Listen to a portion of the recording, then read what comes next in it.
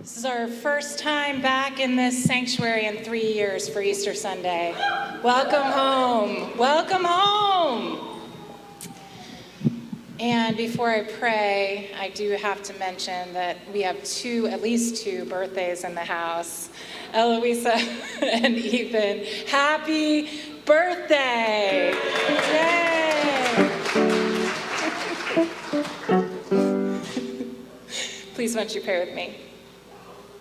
May the words of my mouth and the meditations of all of our hearts together find their way into the heart of God this morning. Amen. One from among us sent me a picture yesterday of the disciples. It was a painting of the disciples crowding around the risen Lord. A beautiful painting. And on it, there's a caption in which the disciples are saying, "Blessed Jesus, you have returned to us. In what meaningful way could we possibly honor your suffering, death, and resurrection?" And Jesus raises his arms high as if for a blessing and answers them, "Eggs."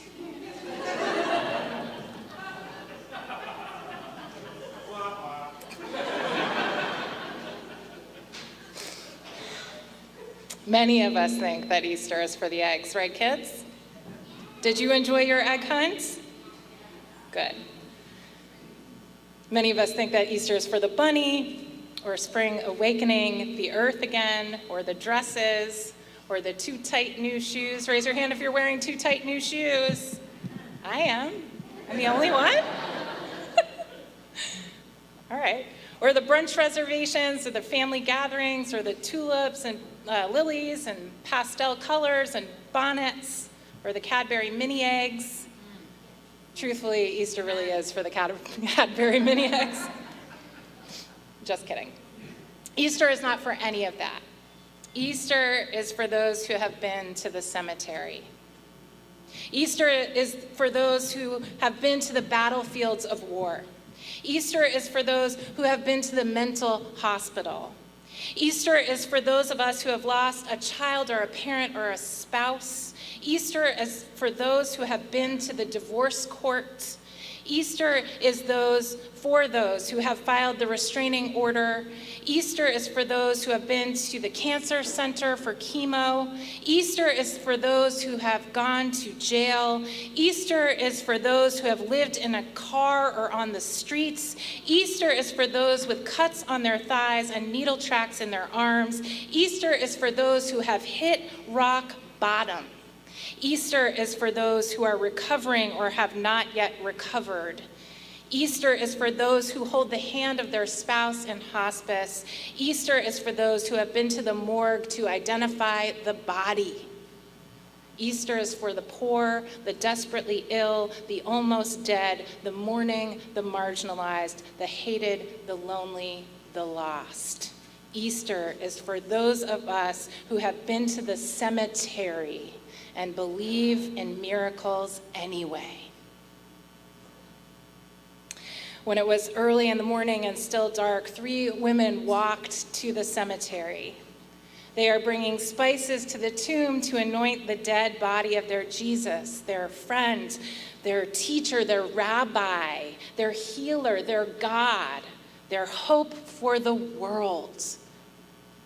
They had been closed away in the upper room the day before, mourning the day they thought love had died.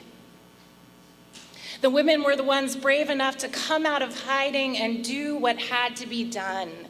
They were also the only ones brave enough to stay and bear witness to his suffering. Those who have been to the cemetery know. 2 days before, the women had sat at the foot of the cross as all the men went into hiding. The women had wept at the foot of the cross as the life drained out of his body. Filled with pangs of knowing, the women stayed as he cried out for his mama. Horrified, the women watched him forgive the jeering crowds as he was spat on and laughed at. Helpless, the women asked him, hear him ask God why. Hopeless, they bore witness to his death. It is finished. Into your hands I commend my spirit, they heard him say. Embarrassed by his vulnerability and ashamed by their association, the men had turned away, and the women had stayed. The women stayed until they took his body down from that instrument of death and torture.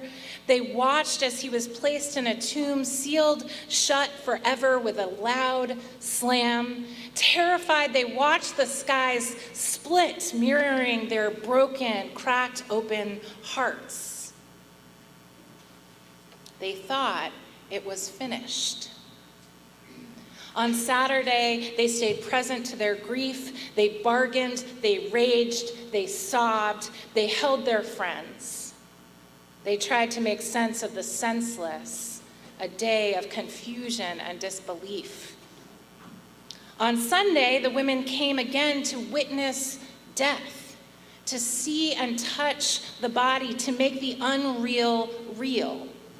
They wished to enter into that long tunnel of mourning with open eyes, where the light at the end is so far off, it is impossible to see.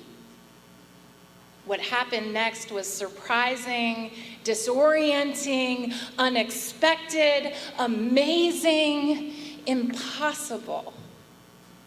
When the women got there, the dead body wasn't there at all. They rolled away the stone, and a pile of clothes and rags were there in its place. And they saw two men in dazzling white, and they were so fearful they bowed their heads to the ground. "Do not be afraid," the dazzling angels said. "Why do you look for the living among the dead? He is not here. He is risen." The women ran to tell the others, "The stone is rolled away. He is risen. Christ is risen indeed." It is the women who are the first preachers of the good news. It is the men who do not believe, who have to see for themselves. This is why the people who tell you that women should be silent in church or that women shouldn't be preachers and pastors haven't read their Bibles very carefully. Preach. Most of us, men or women, are like the men in this story. We doubt this story really happened. We know from science that human beings can't rise from the dead. We know that dead people don't come alive. But the women who have been to the cemetery remind us there can be miracles. Listen to those who have borne witness to suffering and death. They are the ones who know how to preach and practice resurrection. They know that our God is in the business of unbinding our wounds and rising us up out of graves. So if you don't believe, listen to those who have been to the cemetery. Listen to those who are down at the bottom, those who have been sealed in the tomb and left for dead. Those are the ones who know that there is nowhere to go but up. So to those of you who are still locked in a tomb, you who are depressed, grieving, scared, despairing, sick and tired of being sick and tired, angry, divided, ill, anxious, lost, alone, shunned, shamed. Listen to those who are telling you this good news. There can be miracles when you believe that resurrection is possible. There can be miracles when you believe that hope is frail but hard to kill. There can be miracles when you believe in the power of love. There can be miracles when you believe that it gets better.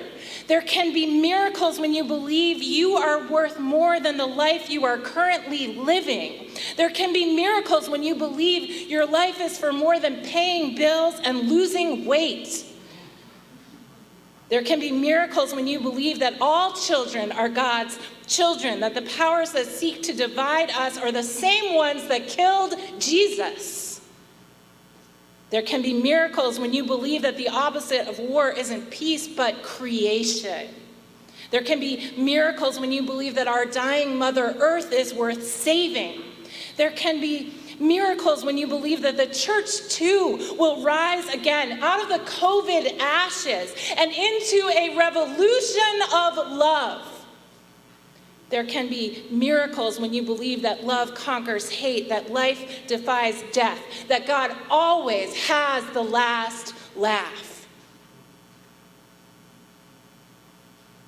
We worship a death-defying God.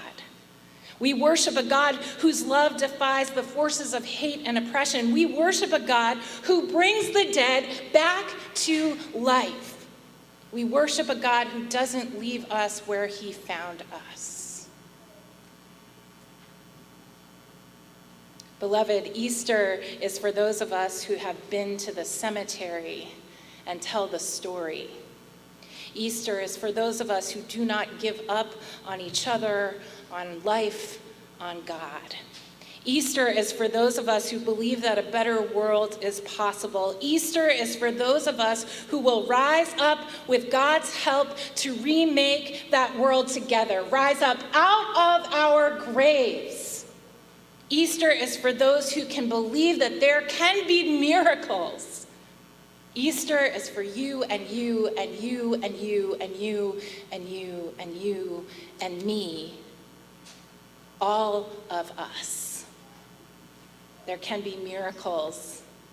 You are the miracle.